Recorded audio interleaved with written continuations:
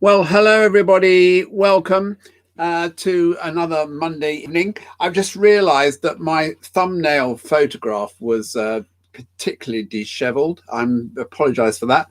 And I also seem to have wine bottles coming out of the top of my head, which is not a good look. Anyway, enough of that.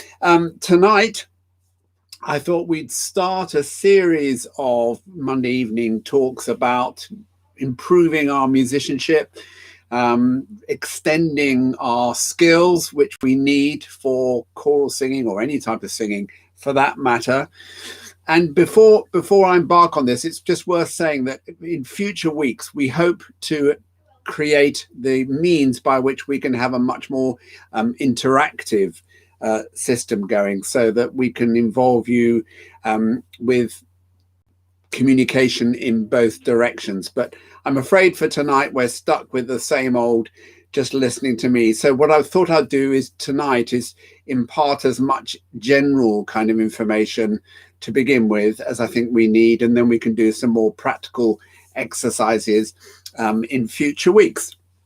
So to set us off, I thought we would first of all just have a consideration about what we mean by musicianship and what sort of skills we need for sight reading, in particular for being able to convert the notation that we have in the music in front of us into the sound that we actually produce.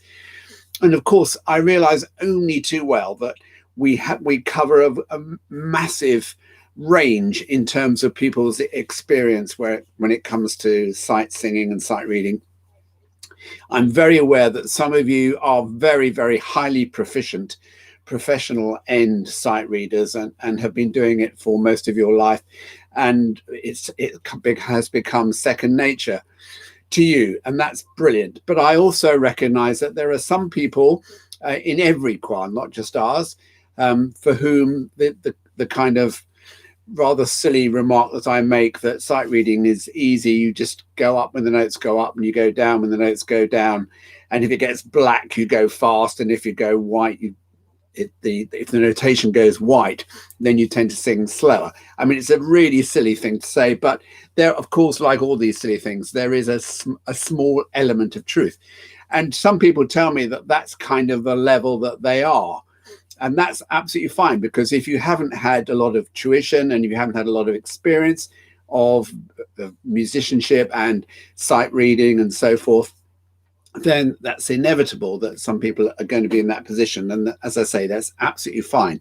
But what I hope we might be able to achieve is to get everybody a few steps further up the ladder of expertise with a little bit of tuition and hopefully some hints along the way. So where to start? Well, the first thing I think to say is that it is a good idea. It is important, I think, to know what the name of the note is that you're looking at on the score. And where some people go throughout their entire lives singing wise and never really know what note it is that they're singing, I think it is helpful.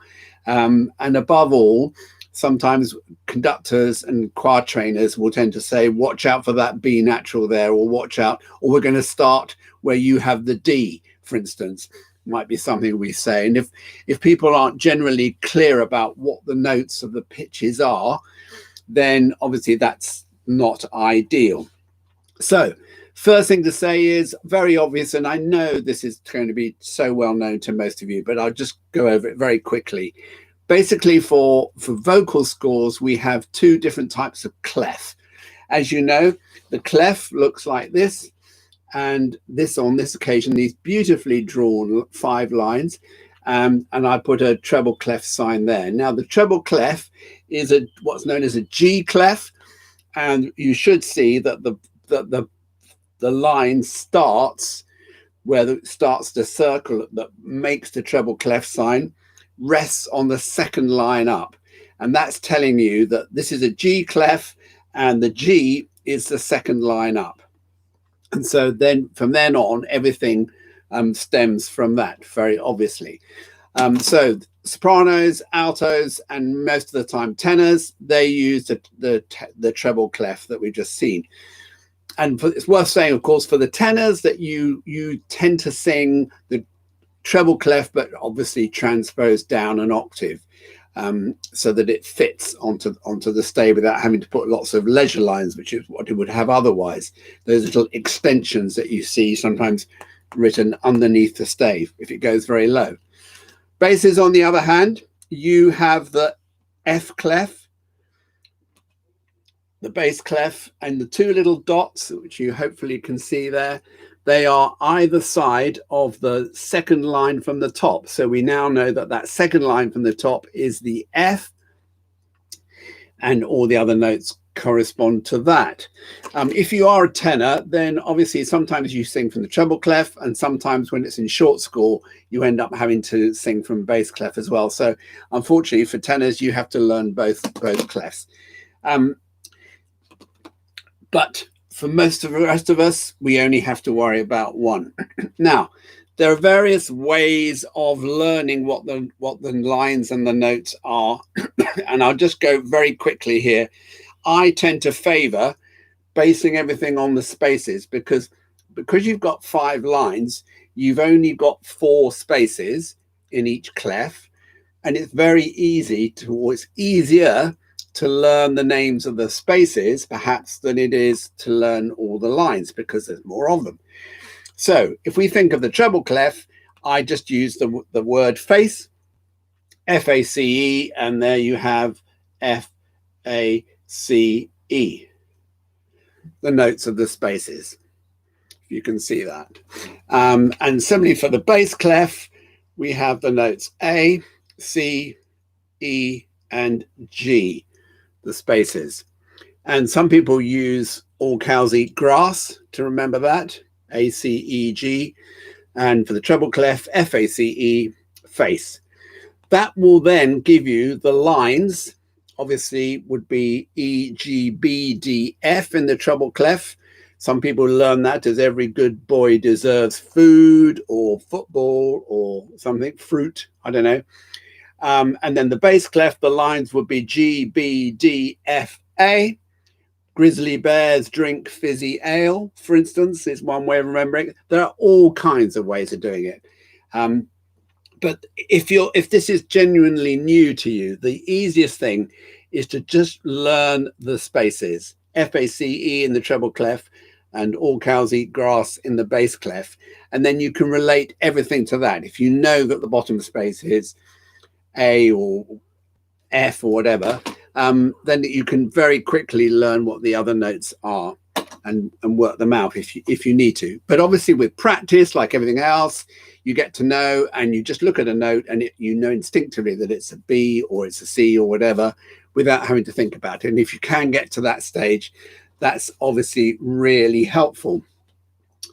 Needless to say, when you are starting off learning music of any sort, whether as a singer or as an instrumentalist, the earlier you start, then the easier it is in many respects. I was very fortunate, obviously, which I recognize, although I didn't have any formal musical education until I was 8. Everybody else in my family played the piano, and I'm the youngest of 4. So I used to literally have to queue up to get to the piano. And I taught myself to play from the age of 6, and I'd learned all the notes, so that by the time I got to Chichester Cathedral Choir School, where I went when I was 8, I already knew all the notes and I was playing the piano, albeit not particularly well. Interestingly, in Chichester Cathedral, we, for the first 2 years, were known as probationers, and that meant that we only were allowed to sing in hymns, and hymns only happened on the Sundays.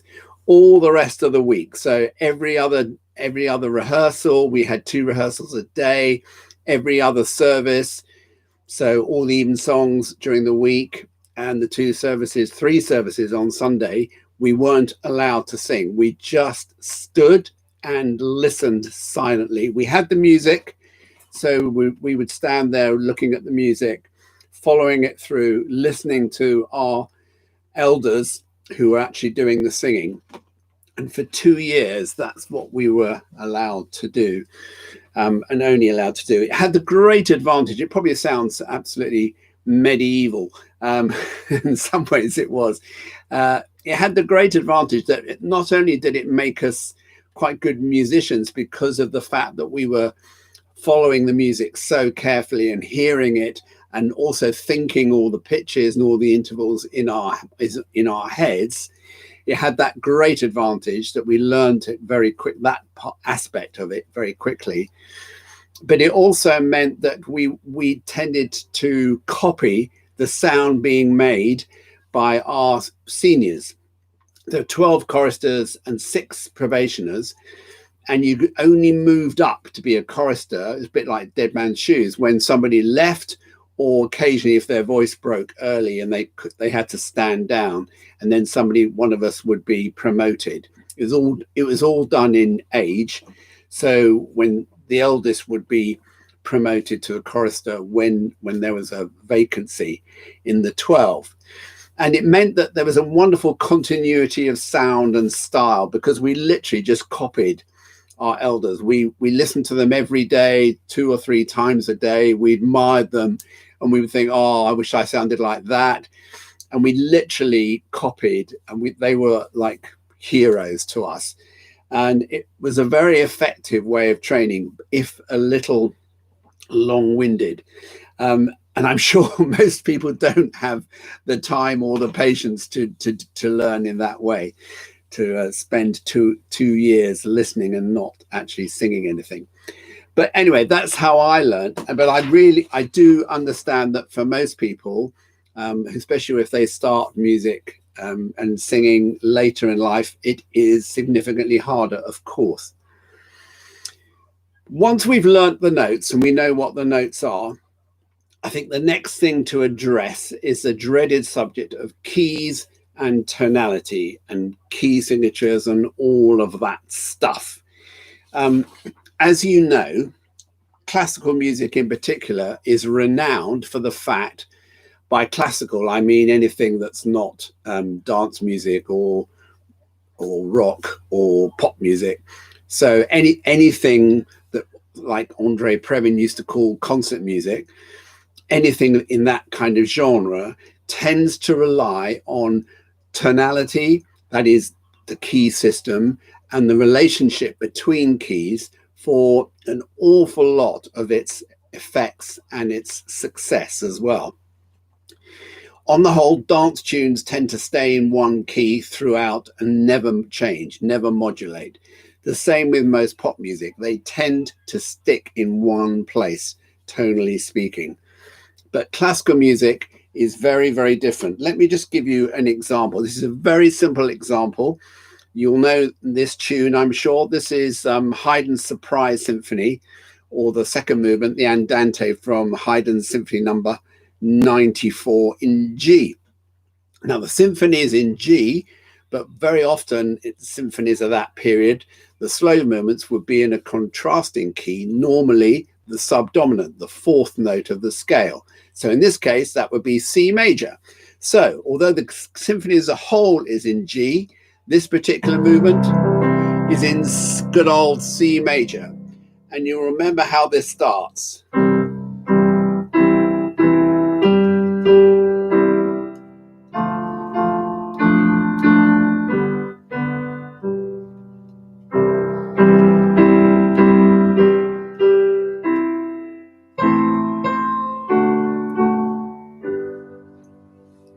And the reason why I'm using this as an example is it's very simple, quite well known, and it absolutely displays the whole principle of tonality and the relationship between one key and another.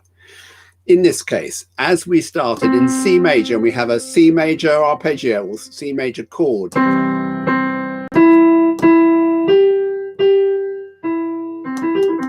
Those are the 3 notes of the C major chord. So that's how the melody starts.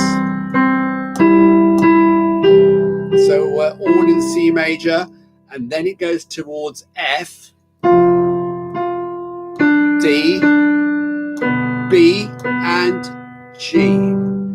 Now that's what's known as the dominant, or the fifth chord of the scale. If we start in C major, we go to the fifth note, there's G, and there's the chord that we associate with G, the G triad. So it's that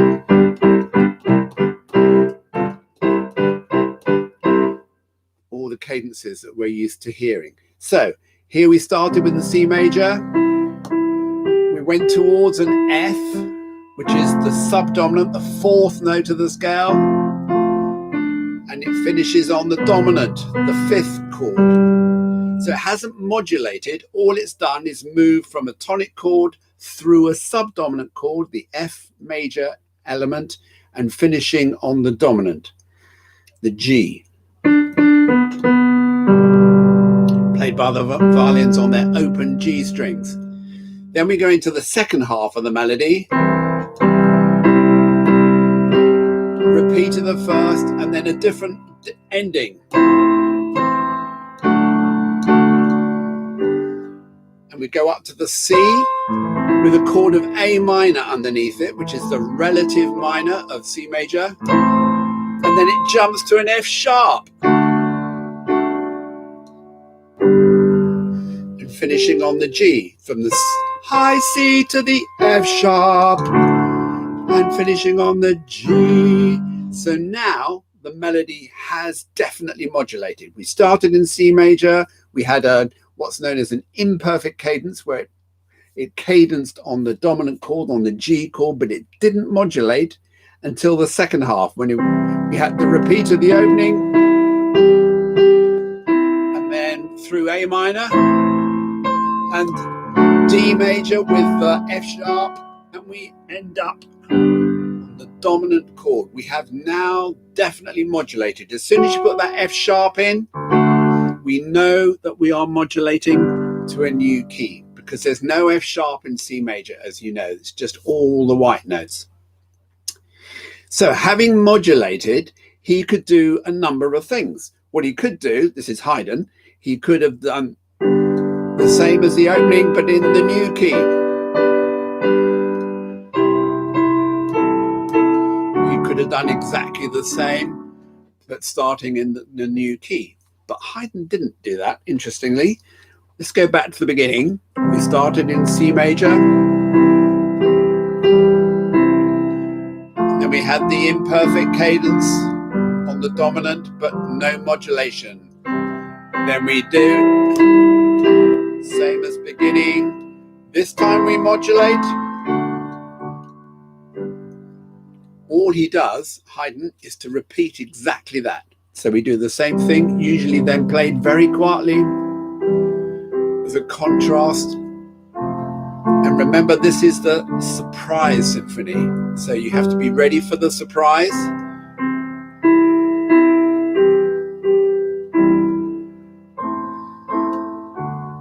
And this is it.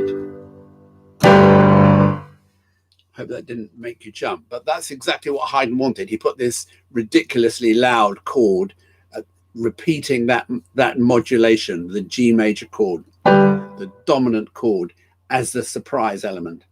And then what he does,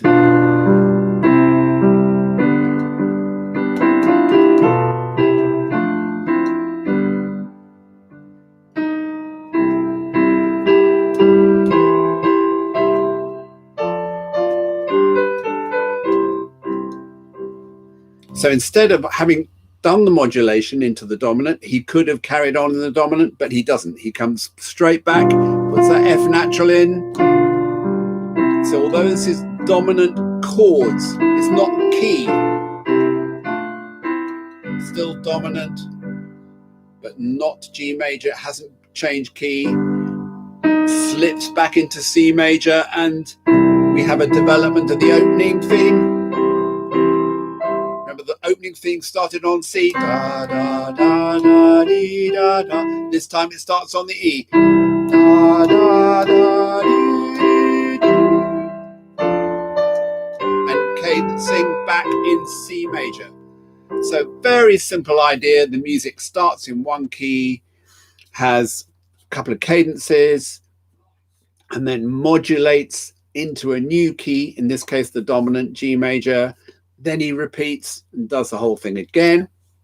And then finally, to finish off this opening section, he moves back to C major, but a long way round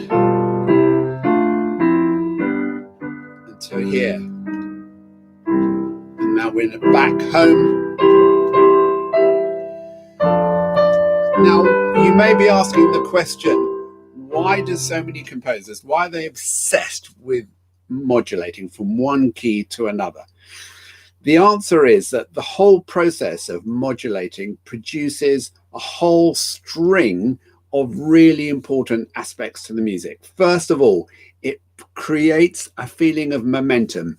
This idea of the music going on a journey, starting in one place, journeying to somewhere else, and more often than not, coming back again to where you started, or sometimes going into a third place or a fourth place, or maybe many different keys before you finally return to your home key. So that generates a feeling of narrative in the music, which is one of the reasons why classical music tends to be longer.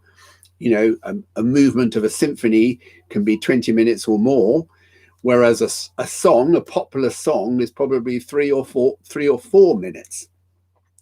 So it helps to create this feeling of structure, helps create this idea of the music going somewhere and producing some interesting journey aspects as it continues. The other thing that modulation does is to create tension, because very often you have conflicts between the idea of one key and another. Even at its most simple, going from the C major to the dominant has a kind of brightness about it. It feels as if, whoa, yes, the music's getting more positive. It's going somewhere really beneficial.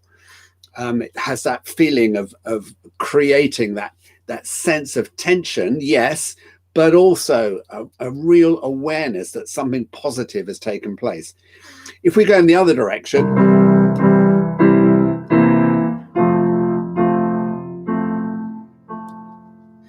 then we've gone to the flat side. We've gone down a fifth rather than up a fifth. And the feeling is a very different one. It's much more subdued. It's slightly darker. And of course, you can extend this principle to lots of relationships between keys. Some are bright and optimistic and sort of forward thinking. Other modulations tend to be darker, more somber, taking the music into a very different sphere. But that's one of the things that makes modulation so important. I want to just take one other example. You'll be familiar, I'm sure, with Vivaldi's Gloria, the one that goes...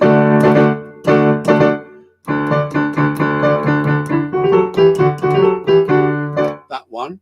And the choir sing Gloria, Gloria, tonic, tonic, tonic, and then dominant Gloria, Gloria, etc. In excelsis Deo.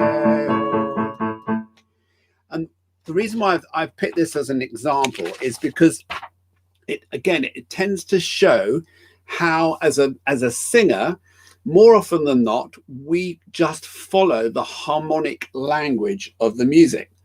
So if it's going...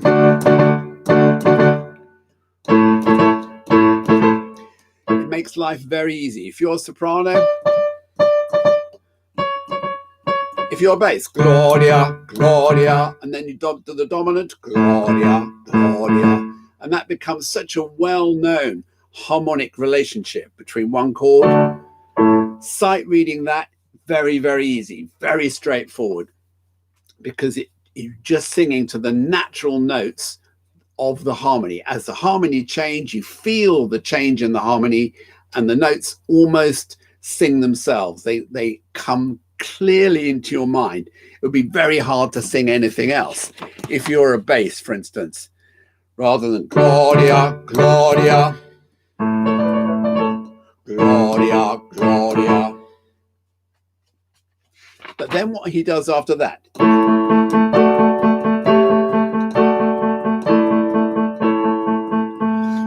that's what's known as a pedal point. So what it is effectively is the bass line, although it's repeating, it doesn't move, it sticks on that A.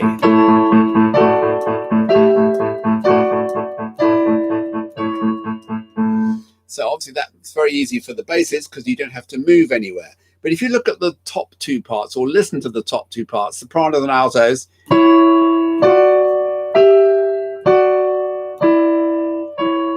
they are moving in parallel, in this case, 6. There's a 6 interval of a 6 between the two parts. And normally you would expect that. So in other words, to move entirely parallel. But Vivaldi just makes it a little bit more interesting by putting in a suspension at the end. And if I just demonstrate what that is, starting in 6, parallel 6, and then when we get here, the altos move down, but the sopranos don't. They stay on that top note, and then eventually they move. So what all that's happened is altos move first, sopranos delay their movement, and so instead of having a whole series of 6ths, by delaying the penultimate note, you get the interval of a 7th. Can you hear that?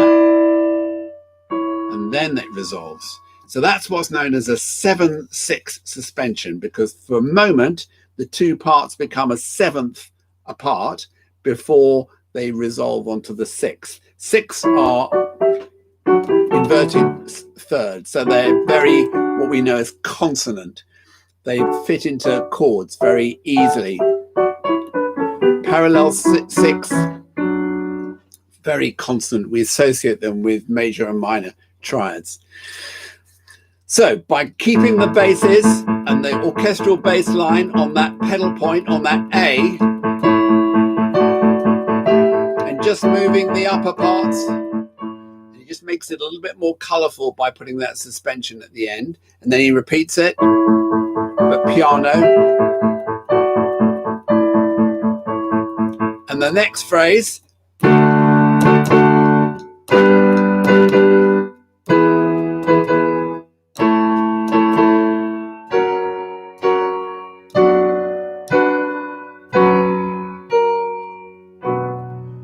so what's he done here? He starts back in D major, the home key of the piece, Vivaldi's Gloria in D. Gloria. And then we move to the subdominant, G. Gloria. And then we go to E major. Gloria. And into A major. And then an F sharp major chord. A long way, which takes us into B minor. And we have a cadence in B minor. Quite a long way from where we started. By going from one key to another, just by playing and singing the chords, it produces this really interesting flow, this feeling of the music traveling a distance. And it's a very simple device, but again, it means that if you are a singer, if you're a bass, Gloria, Gloria, Gloria, Gloria in excelsis Deo. The harmony, the feel of the harmony around you pretty much dictates where you need to go to. And as I say, the notes pretty much come to you instinctively because you can feel where the harmony is going and your notes are going to latch onto that. If you're an alto, then as is so often the case, they have far less movement. Gloria, Gloria, up one. Gloria, Gloria in excelsis Deo. So you've already had 3 notes, even though all this harmonic changing is going on.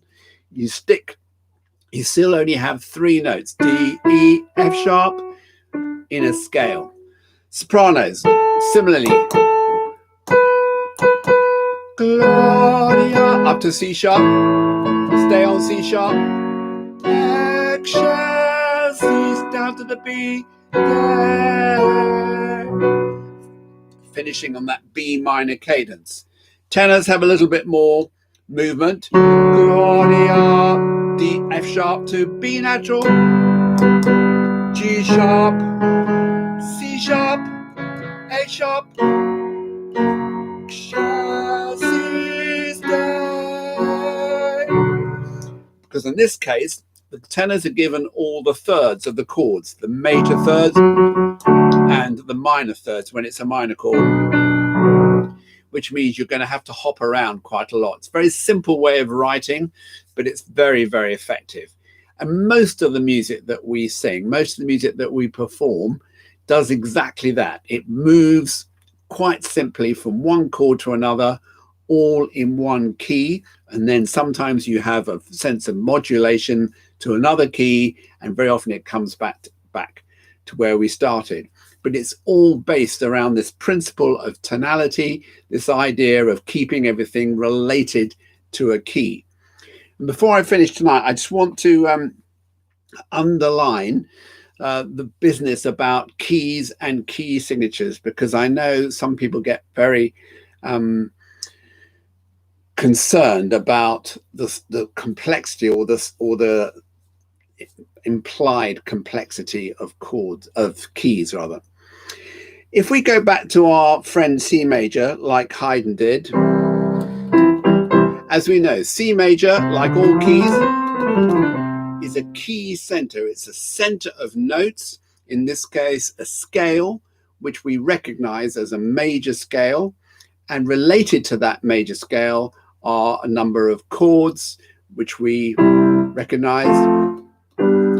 The chords are triads made up of the root note, the fifth above it, and the one in between, the middle note in between, which is known as the third. And usually in a major key, they are major. So we have a major chord, and we have another major chord starting on the F, and another major chord starting on the G. And all of that relates to the scale of C major, which is all the white notes on the piano. And the major scale is a combination of tones and semitones relating to the keyboard. As you know, sometimes you have a black note in between the two white notes that you're playing, and sometimes there is no black note. And when there's no black note between two notes, such as E to F or B to C, that means that those two are a semitone apart as opposed to a whole tone. When you've got C to D, you've got a black note in between, a chromatic note, so we know that that's a whole tone, because the C to the C sharp is a semitone. So we're going from C, whole tone, semitone, whole tone, semitone. That is the pattern of a C major scale. Now, what we do with keys and key signatures is that we sometimes need, quite often in fact, we need to transpose that scale, that system of tones and semitones, that pattern of tones and semitones. We need to transpose them to a different place in the keyboard, or a different place in the pitch range. And on this occasion, I moved it to a G. We want the same pattern of tones and semitones. But if I leave it just by playing the white notes, it doesn't sound the same. All good so far. And then at the end, we don't have the right pattern of tones and semitones. In order to reproduce the pattern, we need to add a sharp to the seventh note of the scale. In this case, F sharp. And then we've recreated precisely the pattern that we had with C major. And remember that G is a fifth, 5 notes above C. So what's happened is we've gone up from C to G, and we've added 1 sharp to the 7th note. So if you see a key signature with 1 sharp, we know that that is a key of C that's been transposed up a fifth, and therefore is the key of G, and so on. So the next key would be D, upper fifth, and this time we've already got the F sharp, but we also need to add a new one to the seventh note, C sharp.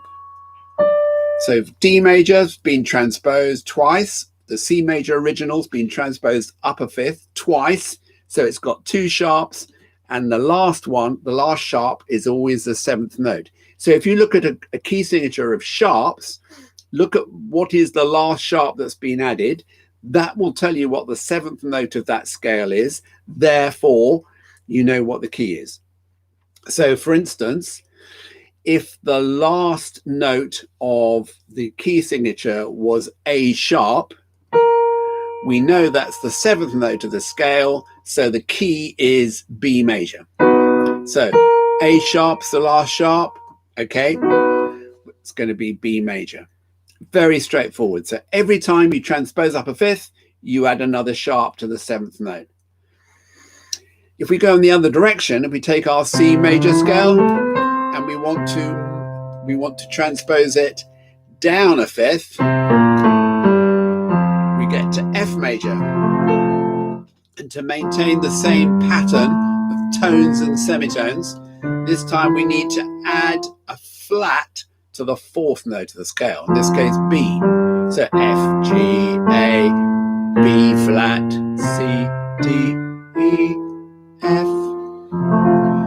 So if we see a key signature with one flat in it, we know that the original C major scale has been transposed down a fifth, and we add one flat to the fourth note of the scale, and so on. The next key down would be from F will be down to B flat, because the B flat's already been flattened, and that would be the next fifth down, and that would have two flats in it, and we'd add to the fourth note, and that would be E flat. So again, if you see a complicated looking key signature, some people give you all kinds of elaborate rhymes and patterns to learn off by heart so you can recognize key signatures. Actually, all you need to do is to understand how they've been put together, this idea of the seventh note sharp and the fourth note of the scale being the flat that's been added. So you look at the last flat and decide, okay, it's D flat. That's the fourth note of the scale. Therefore, the key is A flat major. Simple. So you don't have to learn them all parrot fashion. You can work them out just by looking at the key signature, which is the bit, as you know, that you have right after the clef sign. So if I go back to my little whiteboard here, if I put in some sharps, I put three sharps in there. Ignore that bit. I just put three sharps in, F sharp, C sharp, and G sharp. So we know that our C major scale has been transposed upper fifth 3 times because there are 3 sharps. And the last sharp to go in was G sharp. That's the 7th note of the scale. So if G sharp's the 7th note, then the key is A major. Straightforward. Okay, can we see that? 3 sharps, A major. Now, if we go to the bass clef, we're going to use the bass clef, and we're going to use some flats. I'm going to add some flats, starting with a B flat and an E flat. We know that the scale of C has been transposed down a fifth twice because there are 2 flats, and flats mean transposing down. And we know that the last flat to be added, in this case, this one here, which is an E flat, we know that's the 4th note of the scale. So this key is B flat. B flat major. And of course, all these are major keys. I haven't talked about relative minors and minor keys. Maybe I'll leave that for next week. But I hope what I've said has at least ironed out any little misconceptions you had, and I hope also it's made the whole topic of tonality and key signatures a little bit more straightforward, because I know some people get very frightened when confronted with particularly the more complex key signatures. And just to conclude, it's worth saying, I think, that one of the reasons why most of the music that we sing is in a key of some sort, even quite recent composers. I'm talking about 20th century composers like Vaughan Williams, Elgar, reasonably recent, even William Walton, for instance, Benjamin Britten. Most of the time they do write in keys and they use key signatures. So it's really important to have at least a basic understanding of these keys, even though as the music became more fluid, shall we say, tonally fluid in the 20th century, things do get more complicated. And very often you get more than one key at any one time. And sometimes you also get keys conflicting with each other, bitonality as it's called, where you have two conflicting with each other. But you also get quite complicated places where the key is literally changing from one beat to the next. The key signature that's written in the score stays the same, but by using lots of different accidentals and more sharps and flats and double sharps and double flats, it can become very complex, which makes sight singing altogether more challenging. But at least if we have a fundamental understanding of what the key system means and how it works, it becomes much more straightforward. And let's face it, the majority of the music that we sing is tonal. It is tonal for a reason, and that is because it's the natural way in which music exists, really, the physical and scientific reasons why chords, major and minor chords, are consonant, they sound right, is a mathematical phenomenon which we won't discuss now, but just take it from me if you haven't heard this before. So a little bit of, I hope, some helpful hints about keys, tonality, and also pitches. Next week, as I say, apart from trying to make this a little bit more interactive, we'll go on and discuss the dreaded element of intervals, how we recognize them, how we define them, and above all, how we pitch them, which is the hard part with intervals. But thank you for listening. I hope it wasn't too tedious, and I will look forward to continuing with our studies next week. All the very best to you. Bye-bye. Bye for now.